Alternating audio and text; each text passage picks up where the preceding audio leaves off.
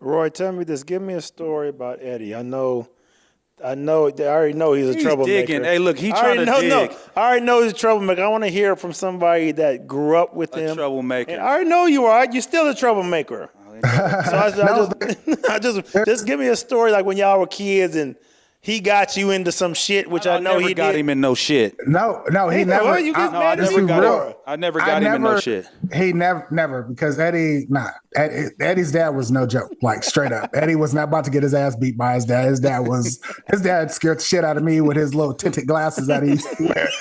He still got him. He still got him. The brown, he still got him. Hey, them motherfuckers will only tint in the sunlight.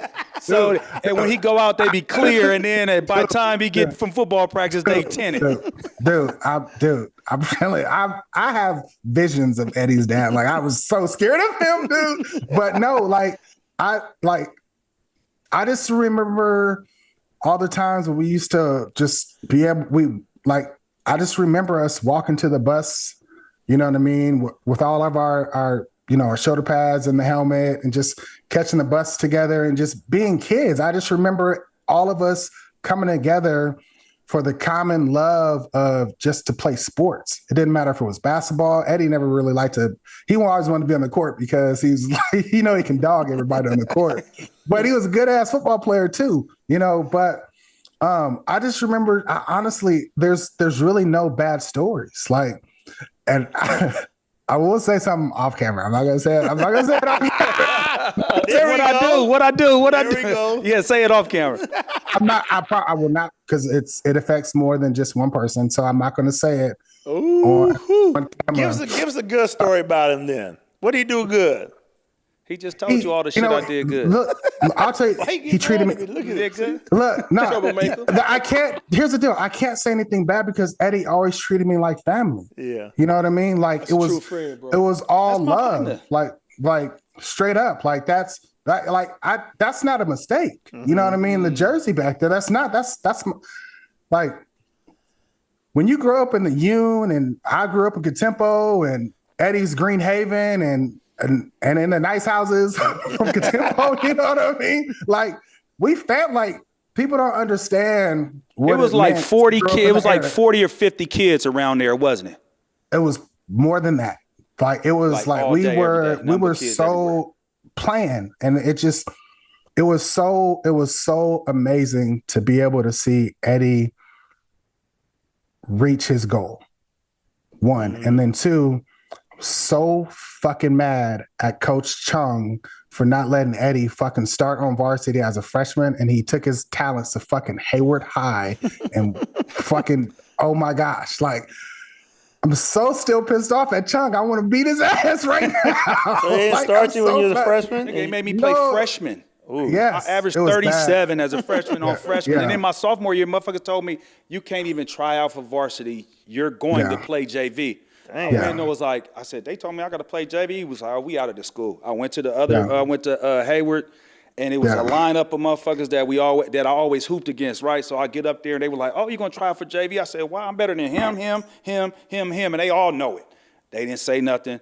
Coach was like, well, we're not chopped liver here. I was like, okay, cool. So how I ended up getting on varsity, we had a tryout the next morning, and he's like, you come play with us, and then you play with the JV after our game. And I was like, all right, and I went and tore that bitch up. He was like, hey, so what number do you want to wear?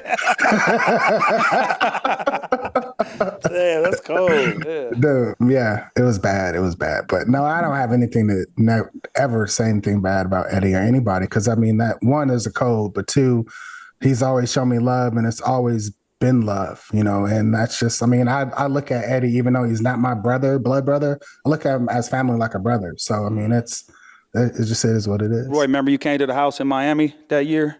I sure did. Yeah, it was you and Damian. Y'all slid through. Mm-hmm. Was y'all playing in the national championship? Was that that time? Y'all was in Florida for y'all was playing. I think that was 01. I think that was a national championship. Okay, it was 2000. 2000. Well, we came. So, shit, I almost said some shit. I know I was. I don't know if that was for the national championship. I know I came when it was like my rookie year in the NFL. Okay. I remember that. Okay. And then I was there some other times for some other shit. Yes, very much so. So yeah, I'm just gonna leave that right there. For my personal stuff, not with Eddie. It was just me on some wild boy shit. I'll just be honest. So yeah. Who don't go to Miami and wild out? Come on now. Yeah, for sure. Hey, Roy, a quick question about your BCS championship. That was 2000, right? Yes, sir. What are your memories about that? Not many people have a chance to experience any type of championships, period, at the collegiate level or the professional level. But you've experienced that at the collegiate level. You mind talking about that, son? Yeah. So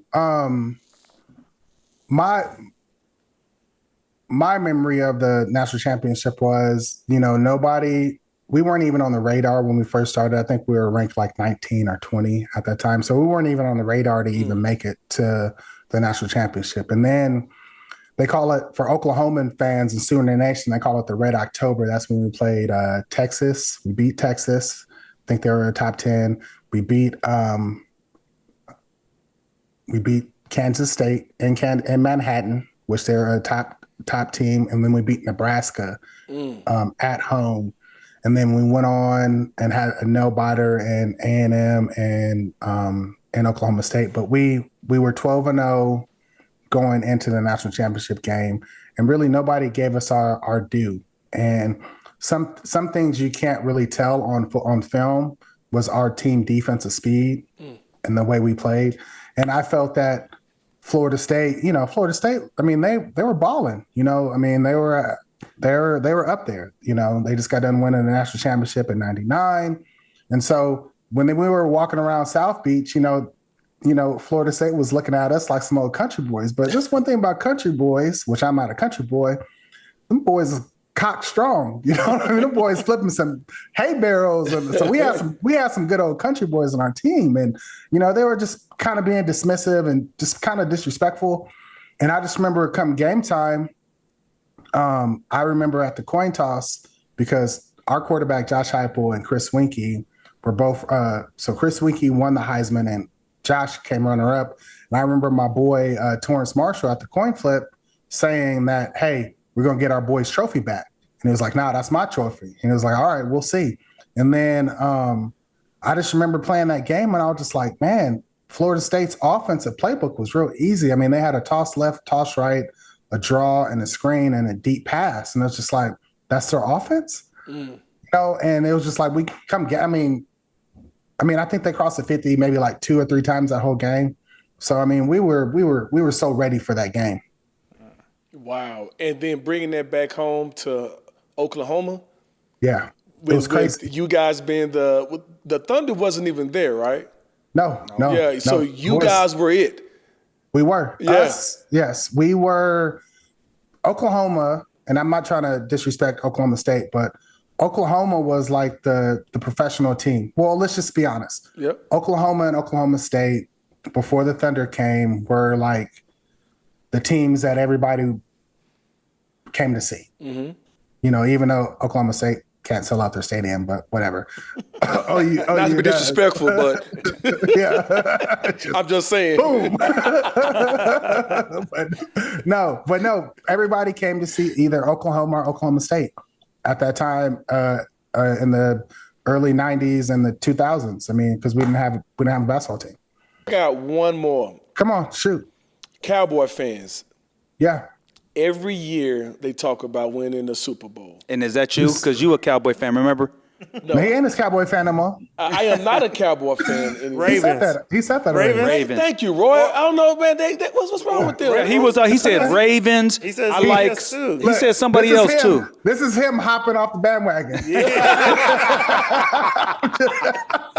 He said two different teams. Was it the Steelers? Well, Roy, I will tell you why I'm not a Cowboys fan. It's okay. I don't want to hear it. Off camera. But I have a legit reason because I grew up loving the Cowboys. My whole family, ... Right? Yeah. But America's team and everybody, the Cowboy fans are fanatics. Do you still get love everywhere you go from Cowboy fans? I really don't go out much. I'm kind of a homebody. I've never been one to go out and like don't seek attention. Like I truly don't. I kind of honestly I shy away from it because I just don't. That's just not me. I've never been that guy. But it's love wherever I go. If I'm out and about and I see people, I mean, it's love. I mean, I look at it in two different ways. I can either appreciate people respecting me for what I did on the football field, or two, people not even know who I am. So I rather choose to be appreciated for people recognizing me in the body of work of what I've displayed of my 9-year career. So it's love, it's respect. And so I'm very appreciative of being out and seeing Cowboy fans. I give love to everybody because I understand the importance of giving back and the greater purpose. I mean, my whole philosophy in my life, then, now, and when I'm gone is I want to impact people's lives.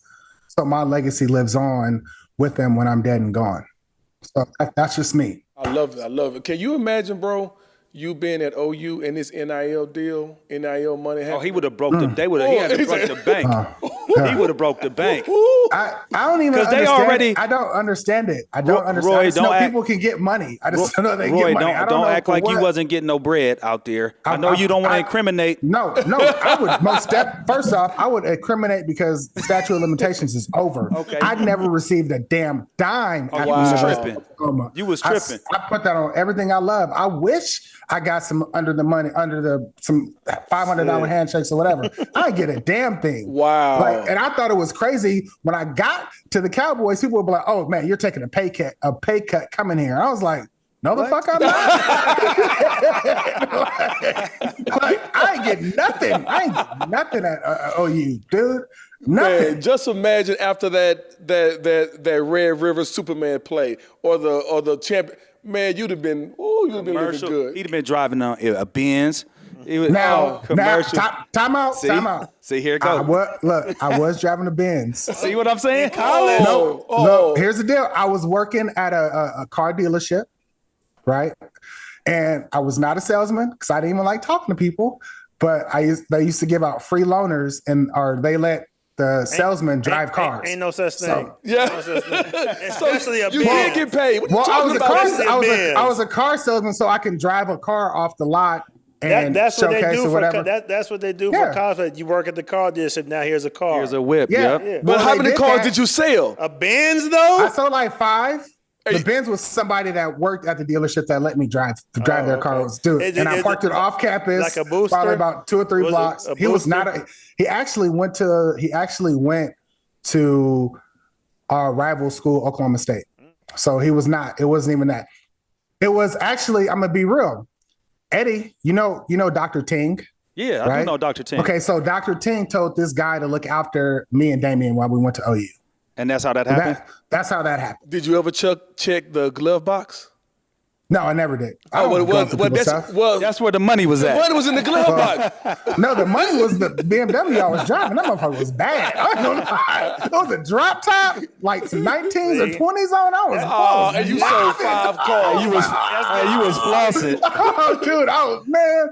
Oh, we ain't even. Yeah. So I never got any money from a booster, but Dr. Ting, his reach, he helped me out, looked out for me. So I was covered. I didn't get money though. You got things. Yeah. Okay. But I ain't getting no money. I had a car to drive. But hey, let's just be real. Money. No, I'm gonna be straight up. You want me to be straight shot, All right. whatever. Here it comes. If I would have got pulled over, I would have been made the news because I did not have a driver's license when I was working at the car dealership. Damn. Roy, all that shit's illegal, Roy. It doesn't matter. I got a license now, but back then, that's illegal shit, Roy. That's just one thing. Everything about that story is illegal. Yeah. I was riding dirty, dog. Every single thing. So I think dirty. if we keep on talking, you're going to realize, like, damn, maybe I did get paid. No, I promise you I did not. Well, I worked at this restaurant. I was a waiter at this restaurant. I got free food all the time. I never had to pay for food, but that comes in big time handy when you're in college. Yeah. They have a sub called a Superman after me. I was getting Pell Grant.